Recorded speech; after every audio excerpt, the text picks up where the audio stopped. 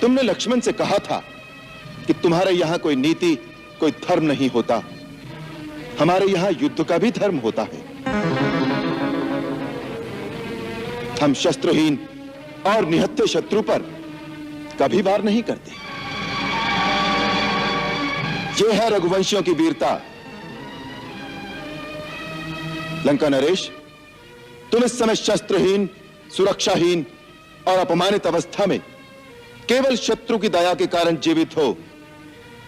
इसी का नाम है दुर्दशा। कोई किसी की मृत्यु का कारण नहीं होता। काल स्वयं मृत्यु का कारण बना लेता है। कौन सी डाली ऐसी है जिस पर फूल खिला, फला और डाल से नहीं गिरा? कौन सी जीवन ज्योति ऐसी है जो प्रज्वलित हुई और बुझी नहीं? मैं, तुम, पृथ्वी पर जन्मा प्रत्येक जीव, सब एक दिन काल के गाल में चले जाएंगे। ये विधि का विधान है कि धरातल पर स्थित चल अचल सबका अंत एक न एक दिन अवश्य है। भक्त और ज्ञानी में यही अंतर होता है। भक्त अनपढ़ हो, मूर्ख हो, परंतु हृदय का सच्चा और मन का सरल होता है। परंतु ज्ञानी तुम जैसा दुष्ट भी हो सकता है। जिसके हृदय में अधर्म और कपट होता है, उसकी अवस्था तुम्हारे जैसी होती है। जिसे स्वर्ण लंका के राज सिंहासन पर बैठकर भी जीवन की अपूर्णता का कांटा चुभ रहा है। दानवेश्वर, लगता है आप हमारी मान्यता को मिटाने की ठान कर आए हैं। जिस अखिलेश्वर का अवतार मान आप हमें उसके सन्मुख झुकाने आए हैं, स्वयं उस साक्षात वैकुंठेश्वर विष्णु के सामने भी हम नहीं झुके।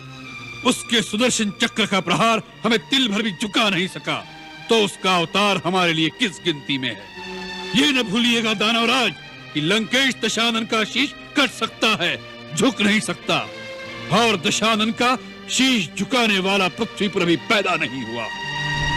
बहुत हो चुका ये प्रलाप। मतिमंद, तूने रावण की शक्तियों को नहीं पहचाना। हमारा हाथ खड़क की ओर जाता है तो आकाश में लोकपाल भय से कांपने लगते हैं। जिन भुजाओं ने स्वयं कैलाश को उठा लिया था, उन भुजाओं के फड़कने मात्र से देवता, गांधर्व और नक्षत्र भी भय से सांस रोक लेते हैं। हम वही जग प्रसिद्ध प्रतापी रावण हैं, जिसके चलने से पृथ्वी इस प्रकार डोलती है जैसे नाव में कोई हाथी सवार हो जाए। उस रावण के सामने तू उस मनुष्य राम की बात करता है। शठ, वानरों की सहायता से उसने समुद्र पर सेतु बांध लिया, यही उसकी प्रभुता है। समुद्र को तो पक्षी भी लांग लेते हैं, उससे वे सभी शूरवीर नहीं हो जाते।